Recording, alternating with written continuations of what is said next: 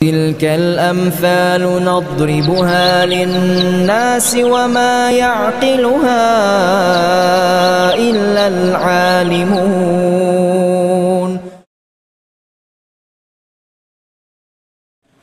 أشهد أن لا إله إلا الله وحده لا شريك له له الملك وله الحمد وهو على كل شيء قدير.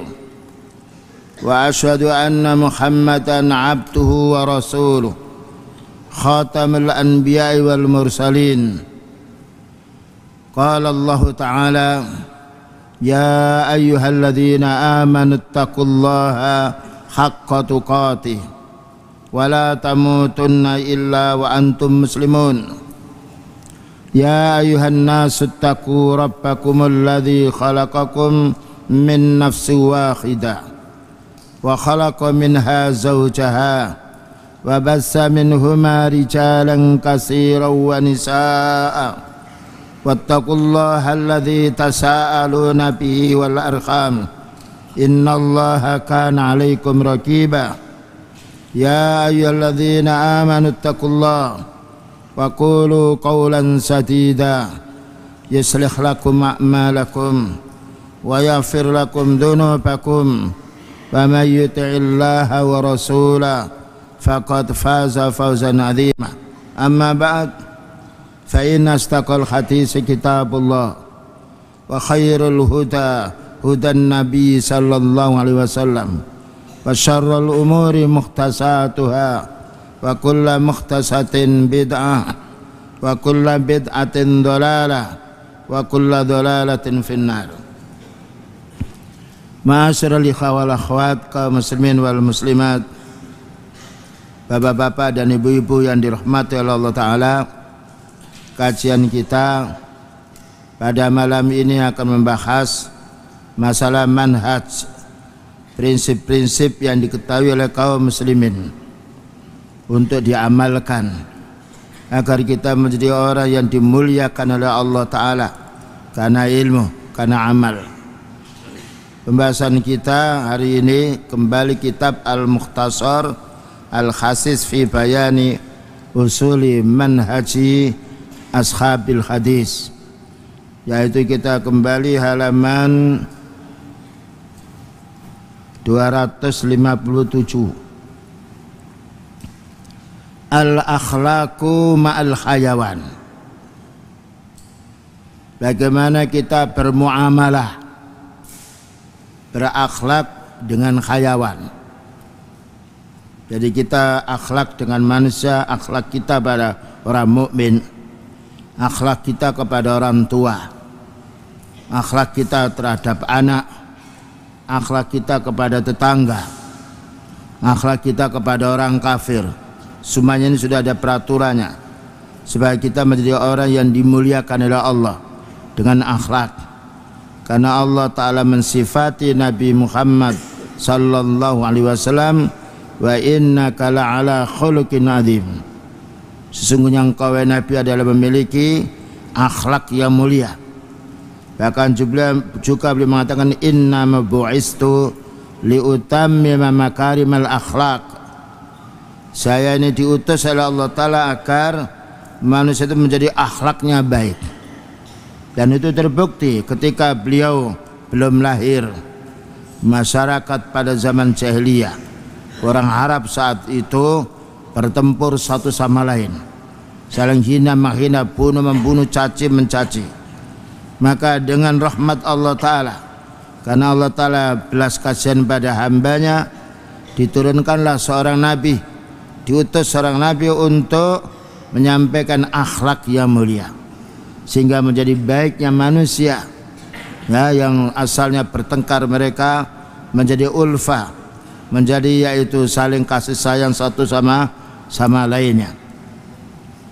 Wal akhlak ma'al khayawan, macam-macam terhadap hayawan yang lunak seperti kita, dengan kambing, dengan ayam, dengan sapi, dan juga makhluk-makhluk yang jinak. Kita hendaknya berakhlak yang baik. Tidak boleh kita aniaya, tidak boleh kita cambuk yang itu menyakitkan badannya. Nah, tapi kita boleh menyembelih hayawan yang halal. Ya, karena itu memang untuk manusia. Ya, yang sebagaimana Allah Ta'ala berfirman, Allah Ta'ala menjadikan semua isi bumi ini untuk manusia. Adapun hayawan yang muftaris, hayawan yang sifatnya buas, kita diwajibkan untuk membunuh, seperti yaitu anjing yang hitam. Itu anjing syaitan itu dibunuhnya. Atau anjing itu dia melawan kita, merusak, boleh kita yaitu membunuhnya. Ini apabila hayawan itu adalah muftaris, yaitu hayawan yang buas. Makanya kita dianjurkan untuk membunuh yaitu ular, dan juga membunuh kalajengking al-aqrab, karena itu membahayakan manusia. Tapi hayawan-hayawan yang lunak, yang sifatnya halal untuk kita makan atau kita jinakkan seperti kucing yang lainnya, maka kita tidak boleh berlaku keras terhadap mereka, karena mereka itu adalah kawan di rumah tangga. Dan itu juga ada manfaatnya ketika ada tikus, takut tikus itu dengan kucing. Dan juga ada juga yaitu makhluk yang lainnya semisal yaitu kucing yang lainnya boleh dipelihara dengan syarat apabila tidak mengotori dalam rumah tangga. Qala Rasulullah sallallahu alaihi wasallam, Rasulullah sallallahu alaihi wasallam bersabda, dakhalat imra'atun an-nara fi hirratin. Wanita itu masuk neraka karena sebab kucing. Jadi masuk neraka karena sebab kucing. Bagaimana kisahnya wanita itu masuk neraka karena sebab kucing? Robatot diikat atau dikurung. Karena kucing ini walaupun kita tidak kasih makan, Allah Ta'ala menjamin makan mereka. Pergi ke tempat-tempat rumput, yaitu memangsa atau makan makanan yang ada. Jadi boleh kita mengikatnya. Tapi kalau kita melihara kucing boleh, dengan syarat kucing ini tidak memadaratkan tetangga kita. Dan apabila kucing itu apabila dia buang air kencing, dia pergi dari rumah. Terkadang nakal kucing itu, dia yaitu kencing ditatapkan di pintu. Dan juga ada lagi yang berak, kadang-kala berak di rumah. Dan maka seperti itu maka kita boleh mengusirnya. Karena ada kucing, ada yang lunak, dan ada yang jinak, dan ada juga yang sifatnya keras. Falam tud'imha, dikurung tetapi tidak dikasih makan. Padahal semua hewan yang hidup butuh makan. Walam tada'ha ta'kulu fi min khasasil ardi, dan tidak dilepas kucing ini agar makan yaitu serangga-serangga yaitu di bumi ini, hatta matat, sehingga mati kucing itu. Karena itu orang memelihara kucing boleh, tetapi hendaknya dikasih makan. Dan juga yaitu perlu yaitu dididik, karena kucing satu saat dididik bagus dia. Bahkan yaitu ikan pun satu saat juga merasa senang apabila dididik, dikasih makan oleh tuannya. Ini perlunya hewan punya fitrah, yang mana Allah Ta'ala menjadikan fitrah kepada hewan itu. Setiap orang ketika tahu itu miliknya, maka hewan itu senang kepada pemiliknya karena dikasih makan dan juga karena diperlakukan lembut. Tapi kalau hewan ini tahu itu bukan pemiliknya, dia lari, khawatir mau dibunuh dan khawatir mau dianiaya. Makanya kita harus arifku bil hayawan, berlaku lembut kepada hewan. Maka orang punya kambing dipelihara dengan baik, punya ayam dipelihara dengan baik, punya bebek juga dipelihara dengan baik, tidak boleh dianiaya. Kita kasih makan, kita kasih minum, ya, karena semua yang bernyawa butuh makan, butuh minum. Yang pertama, penyebab wanita itu masuk neraka karena mengurung kucing atau mengurung yang lainnya lalu tidak dikasih makan. Nah, karena manusia butuh makan, apalagi hewan.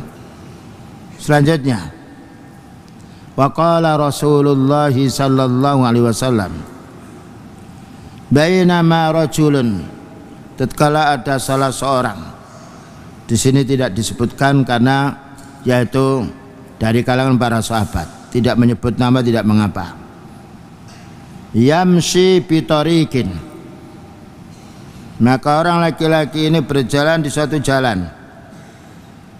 Ishtadda alaihi al-'atasu, merasa sangat haus sekali. Karena orang berjalan mengeluarkan tenaga, mengeluarkan keringat, cairan yang ada di badan mestinya untuk di badannya tapi keluar, berkeringat, terjadi haus, terjadi lapar. Karena manusia kenyang dengan air, manusia kenyang dengan makanan. Oleh karena itu ketika manusia sakit, diimpus tidak makan tidak mengapa, karena gantinya daripada makanan.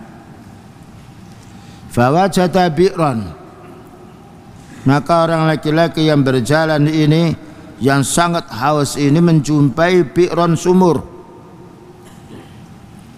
Karena namanya orang haus cari air. Fanazala fiha, maka turun orang ini ke sumur itu untuk mengambil air. Fasariba, lalu orang ini minum. Tidak ada nikmat yang paling nikmat melainkan orang itu ketika haus menjumpai air, walaupun air putih. Ini adalah nikmatnya minum yang kita harus bersyukur kepada Allah. Bahkan kita dianjurkan minum air putih yang banyak, karena air putih ini akan mengeluarkan kotoran di usus-usus kita. Ya, dianjurkan kalau antum mau bangun malam, yaitu bangun minum air sekitar setengah liter atau lebih. Nanti kotoran itu akan turun, dan ketika kita buang air tidak berbau, karena di usus ini dibersihkan dengan air putih. Apalagi orang sudah lanjut usia, ketika bangun malam jam 3 dia minum ya setengah liter lebih, secepat mungkin dia akan mengeluarkan kotoran yang ada. Ini faedahnya air, karena Allah Ta'ala menjadikan air itu hayyan, hidup kita. Fanazala fiha, maka turunlah orang ini yaitu kepada sumur. Fasariba, lalu dia minum. Summa kharaja, kemudian keluarlah orang ini setelah mengambil air dengan minum itu. Fa idza kalbun yalhasu, tiba-tiba ada anjing di daratan itu yang dia yalhas. Yalhas itu mengeluarkan lidahnya menjilat-jilat pasir karena hausnya. Ya'kulus saraya, maka mereka itu menjilat pasir-pasir itu. As-saraya pasir, maksudnya barangkali ada pasir yang mengandung air untuk disesapnya. Minal atasi, karena sangat hausnya. Haus sifat manusia yang hidup, bahkan juga sifat hewan. Karena itu setiap orang punya, yaitu hewan hendaknya disediakan air. Burung, ayam yang lainnya yang dikurung hendaknya ada air, dan air itu kebanyakan air yang bersih supaya tidak mengandung penyakit bagi yaitu hewan tersebut. Faqala ar-rajulu, berkatalah orang ini, laqad balagha hadzal qalbu minal atasi, sungguh anjing ini sangat haus, mislul ladzi kana balagha bi, seperti hausnya saya. Karena setiap makhluk yang punya bernyawa punya sifat haus, punya sifat lapar. Fanazalal bi'ra, maka orang ini tahu kalau dirinya haus butuh air, maka anjing ini pun juga haus butuh air. Tetapi anjing tidak memiliki kemampuan seperti manusia. Anjing kalau jatuh di sumur tidak bisa naik dia. Berbeda manusia, dia punya akal memanjat kanan kirinya, berpegang dengan batu atau yang lain sehingga bisa turun, bisa ngambil air, dibawa air itu lewat sepatunya. Karena saat itu tidak membawa gayun, tidak membawa tempat. Jadi sepatu itu diisi dengan air. Fanazalal bi'ra, maka turunlah orang ini ke sumur, famala khuffahu, kemudian dua sepatunya diisi dengan air. Ya, ini karena manusia punya pikiran. Sepatunya dilepaskan, diisi air, kemudian digigit tali sepatu itu sehingga air itu menggenang di sepatu itu. Summa amsakahu bifihi, kemudian juga digigit dengan giginya atau mulutnya karena tangannya sedang memanjat mau ke atas. Fasaqal kalba, sampai di atas anjing yang sedang mengeluarkan lidahnya yang cari di pasir-pasir untuk minum, maka dikasih minum anjing itu. Padahal anjing ini adalah binatang yang paling buruk. Maka Allah memisalkan orang-orang yang kufur seperti kamasalil kalbi in tahmil ali yalhas aw tatrukuhu yalhas. Mereka itu seperti anjing, jika dibiarkan akan menggonggong, dan juga apabila dihalau juga menggonggong. Fasyakarallahu lahu, maka Allah bersyukur kepada manusia, maka Allah Ta'ala memberi kenikmatan. Maka Allah yaitu menyebut kebaikan orang ini.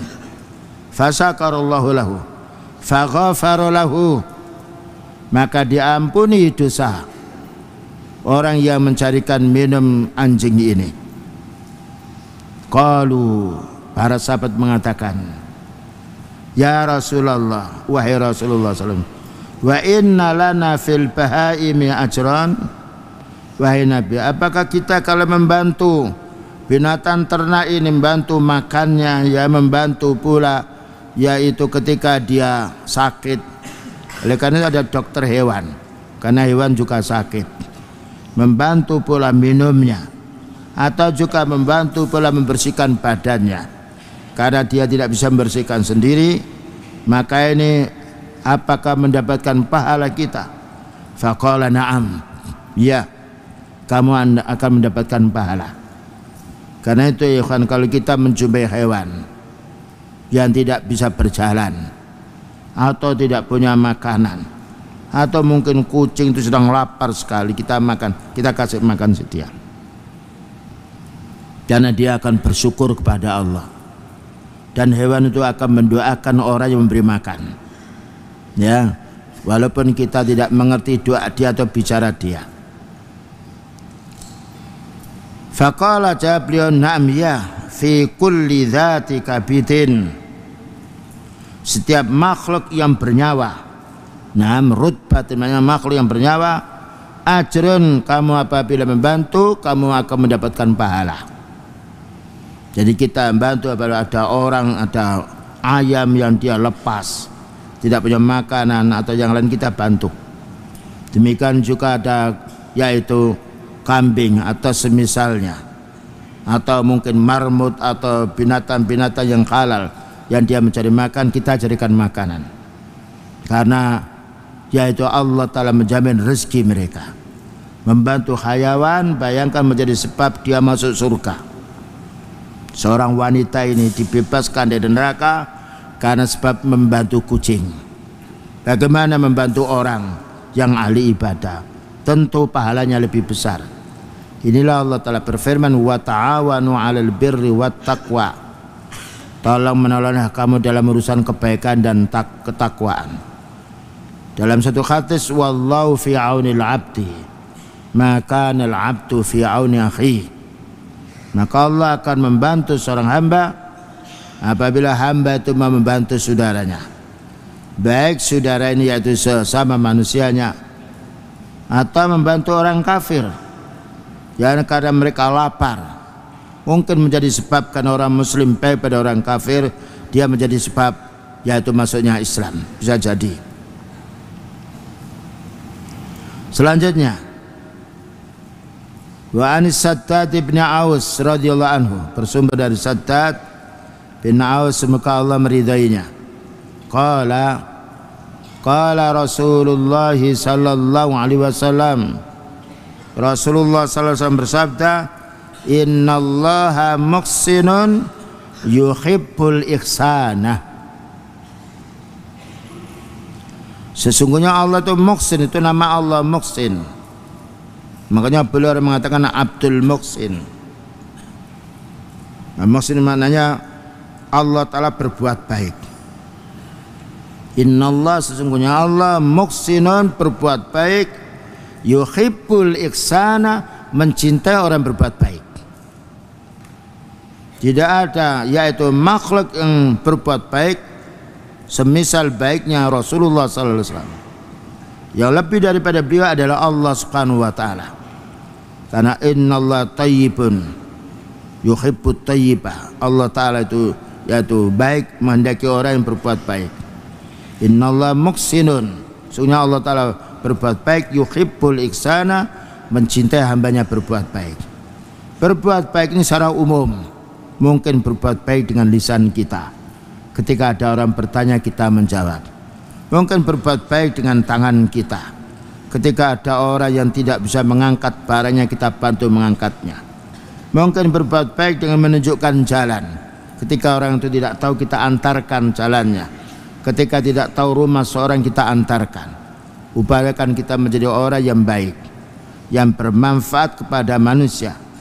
Khairun nasi anfa'uhum linnas. Itu hadis beliau. Khairun nasi, paling banyak manusia adalah paling banyak manfaatnya kepada umat.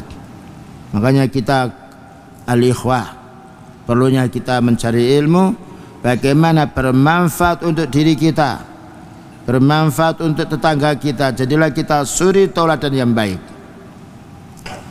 Ya, bagaimana kita membeli barang kepada seseorang, jangan sampai kita bohong. Allah memuliakan hambanya dengan ilmu, maka yaitu bersyukurlah kita mendapatkan ilmu dari Allah. Kita gunakan yang baik. Bagaimana kita berbuat baik kepada orang tua, berbuat baik kepada tetangga, berbuat baik kepada keluarga, berbuat baik pun kepada anak kecil. Sebagaimana Rasulullah sallallahu alaihi wasallam senantiasa ketika melihat anak kecil maka digendongnya, maka dikasih sesuatu agar mereka diam dari menangisnya. Fa idza qataltum fa ahsinul kitrah. Kalau kalian mau membunuh orang atau mau membunuh hayawan, maka perbaikilah di dalam pembunuhannya.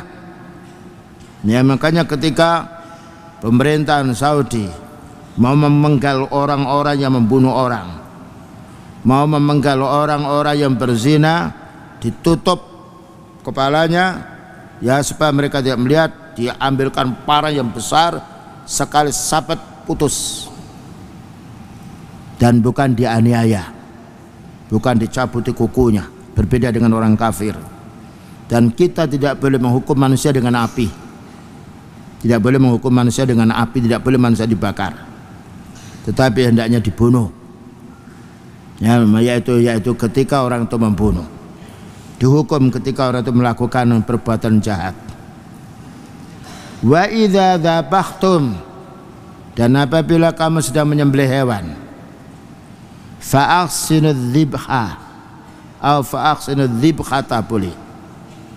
Ketika kamu yaitu menyembelih, maka perbaikilah ketika kamu menyembelih.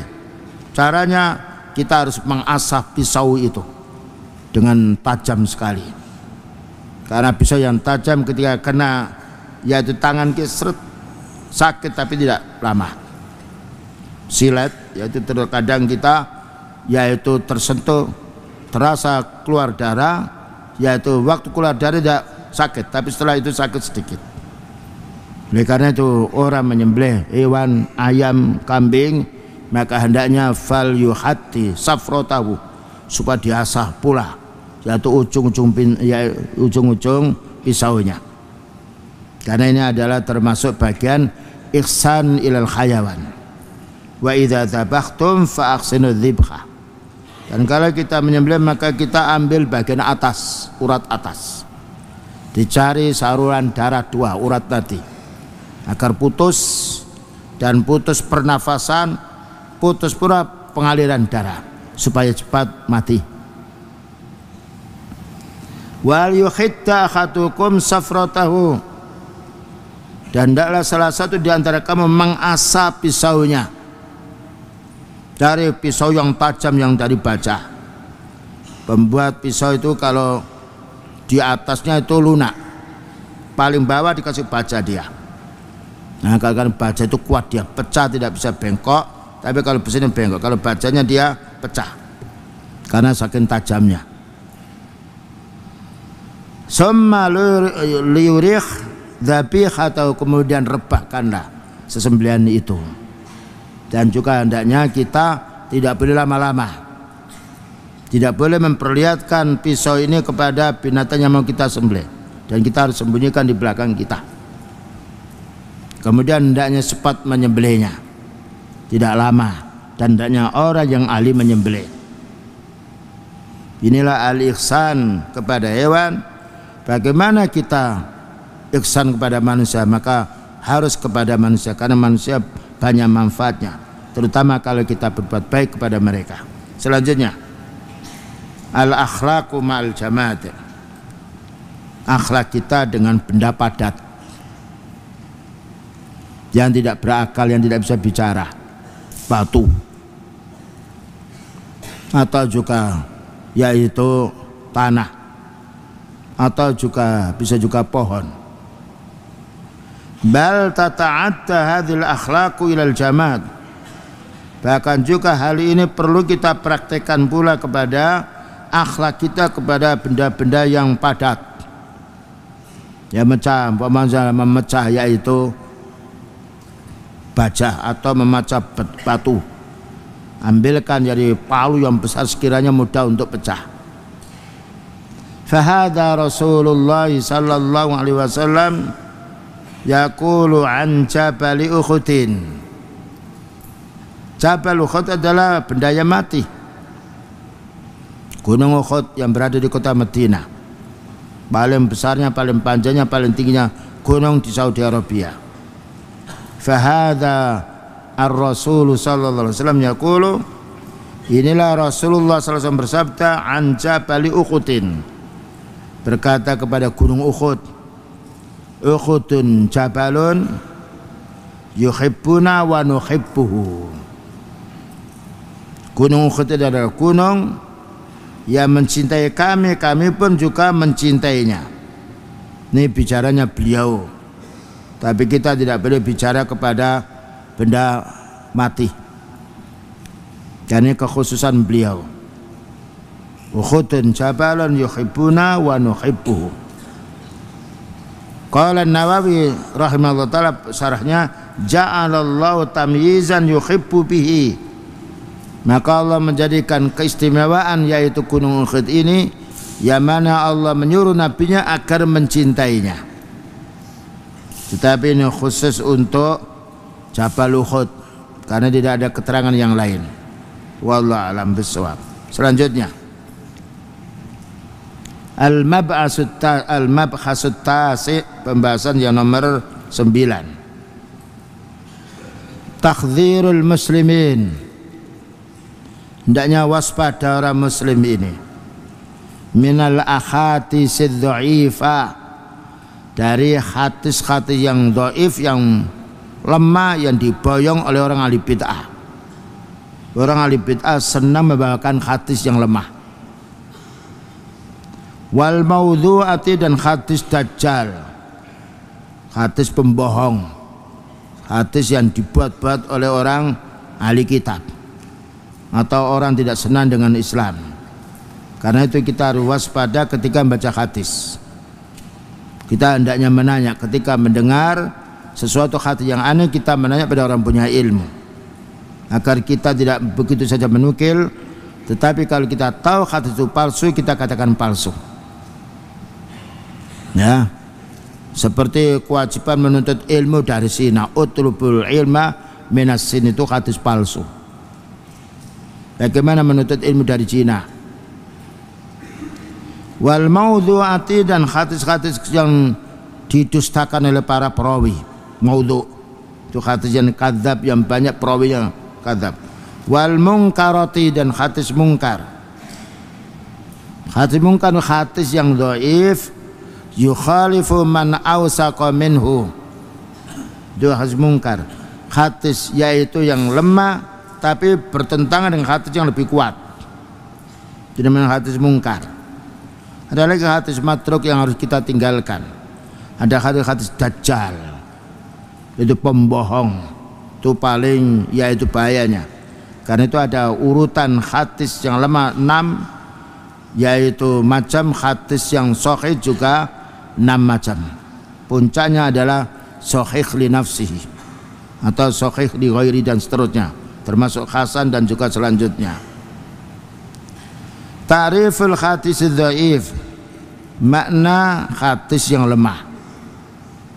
Kenapa ada hadis yang lemah? Quran kok tidak ada yang lemah? Karena Quran nukila alaina bitawatur, dipindah sampai kepada kita dengan mutawatir. Mutawatir dengan jumlah yang banyak, dan banyak orang yang hafid Quran. Berbeda dengan hadis, karena hadis ini dipindah kepada kita bukan mutawatir, bahkan hadis ahad. Hadis ahad itu adalah hadis yang sifatnya perawinya yaitu 3, masing-masing rawi 3. Jadi tidak sampai, kalau mutawatir minimalnya 9, masing-masing orang meriwayatkan hadis itu 9 orang, kemudian diriwayatkan oleh yang lain 9, itu minimalnya. Bahkan juga sampai jumlah yang banyak. Itu hadis mutawatir, yufitu ilmal hakiki imal yakin, yaitu memberi keterangan ilmu yang yakin. Karena itu kalau hadis itu mutawatir, kita tidak perlu mengontrol kembali, karena mutawatir inda ahli hadis. Adapun makna hadis dhaif, huwa kullu hadisin, masing-masing hadis lam tujma fihi sifatul hadis sahih, yang tidak terkumpul di situ sifat-sifat hadis yang sahih. Karena hadis sahih hadis yang diriwayatkan mulai awal sampai akhir dari rawi yang siqah dan tidak terputus, dan tidak mu'allaq dan tidak mu'adzal. Jadi hadis yang mulai awal ya sampai kepada beliau tidak putus.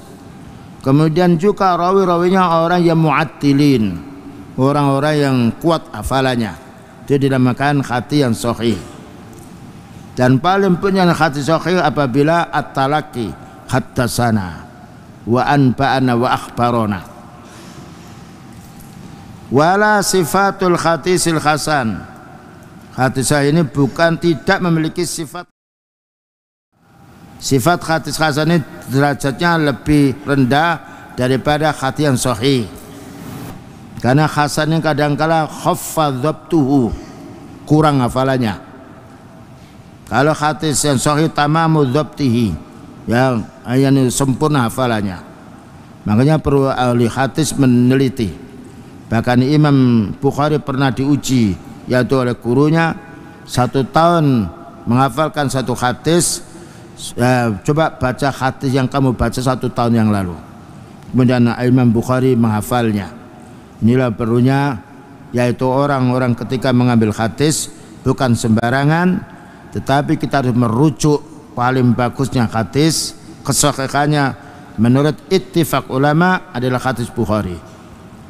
Karena itu harus talaki, fulan harus orang dengan orang.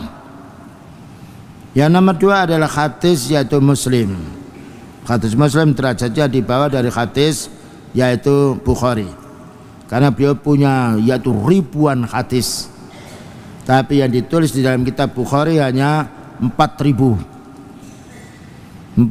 terulang menjadi 7.000. Terulang itu karena babnya, yakni hadis ini satu mempunyai bab 4. Jadi menurut asal dari Imam Bukhari hadisnya 4.000, yang berulang menjadi 7.000, karena ada pembagian masalah babnya.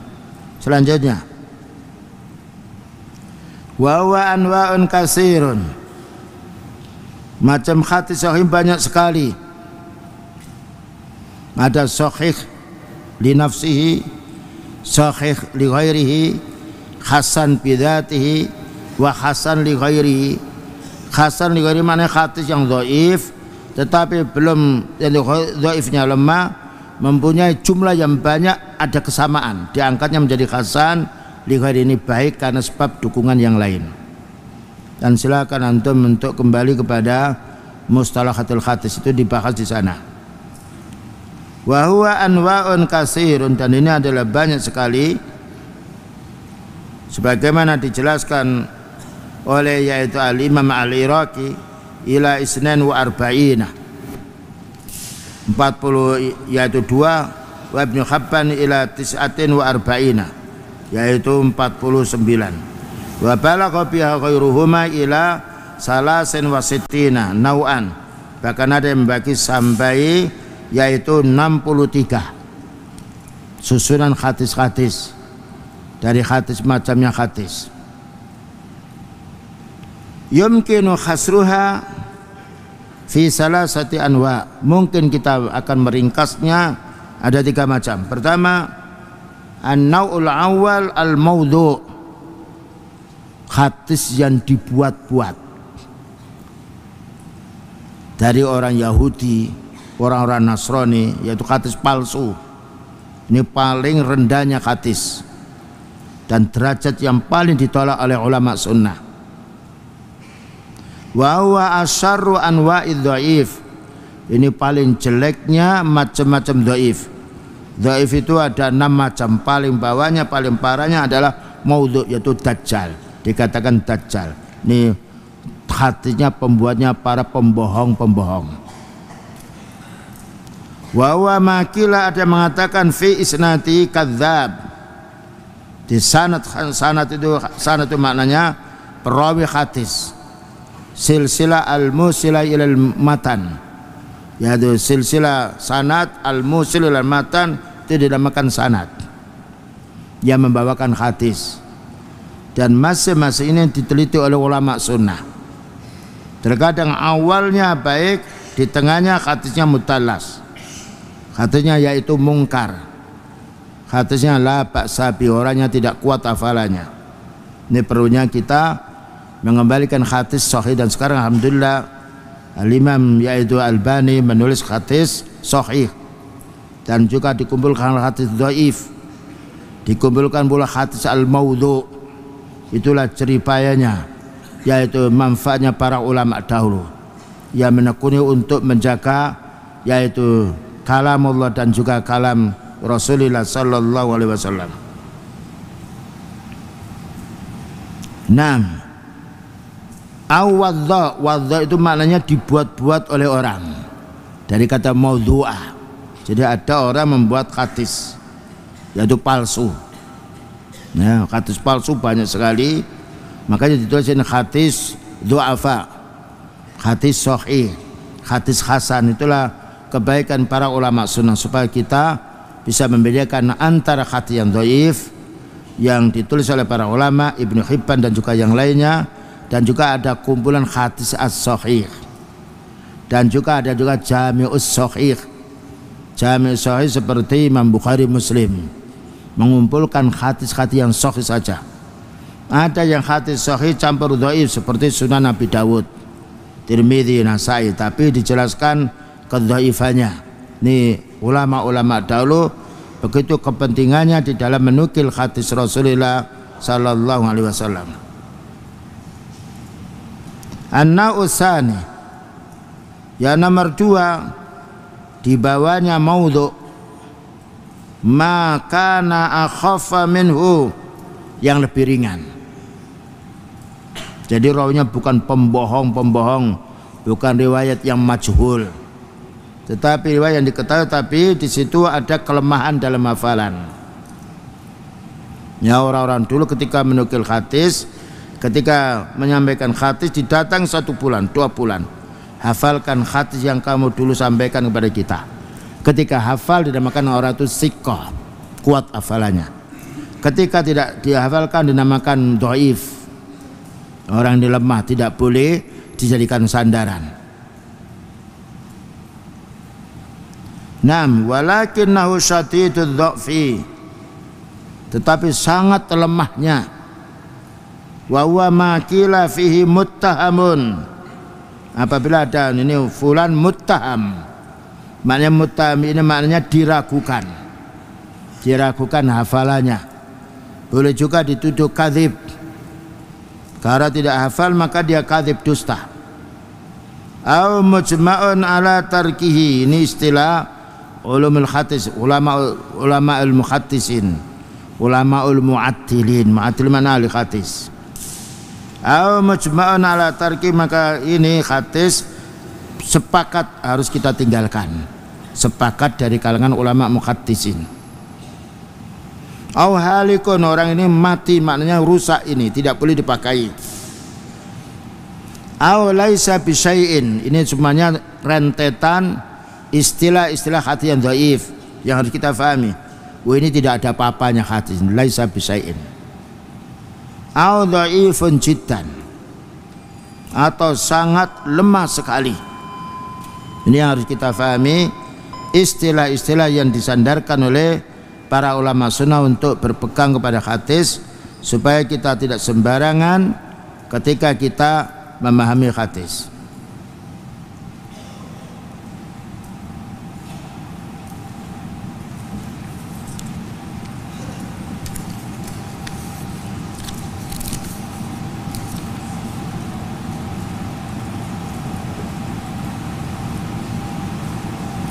Apa sebab riya?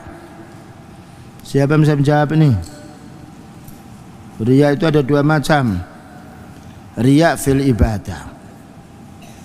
Sebab riya banyak sekali, antara ingin dipuji oleh orang,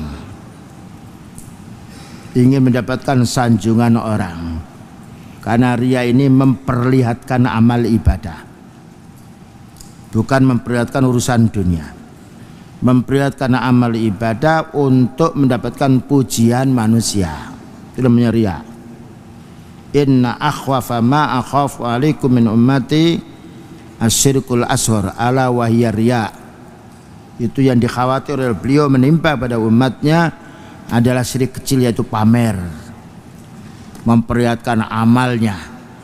Tidak boleh. Adapun kita memperlihatkan amal kita karena kita sedang sholat. Orang sholat nampak, menjadi imam, menjadi makmum nampak, tidak mengapa, karena ada tuntunannya dari Rasulullah Sallallahu Alaihi Wasallam.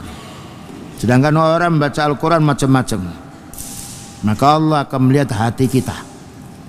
Ketika dia membaca Al-Quran ingin dipuji oleh orang, dalam kita ketika membaca ada was-was begitu, segera kita ta'awud, a'udzubillahi minasyaitonirrajim, supaya hilang was-was tersebut.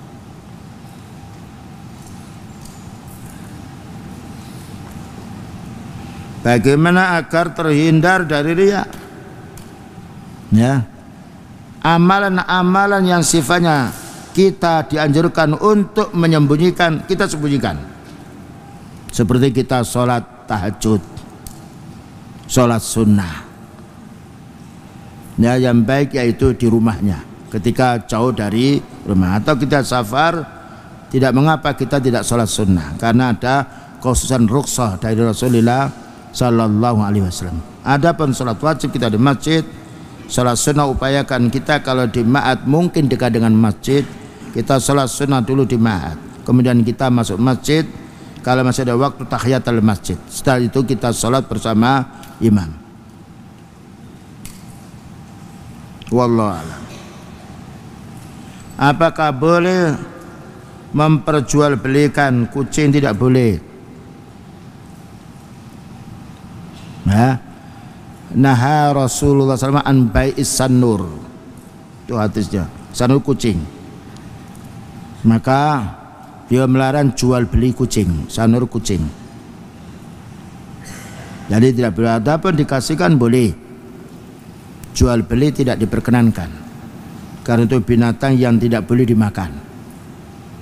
Itu hanya dipelihara untuk menjaga rumah kita, atau yaitu untuk ya yang yang keliweran di rumah kita, ya, yang sering berada di rumah boleh, cuma kita menjualnya baik itu kucing Australia atau yang lain tidak boleh, keumuman hadis.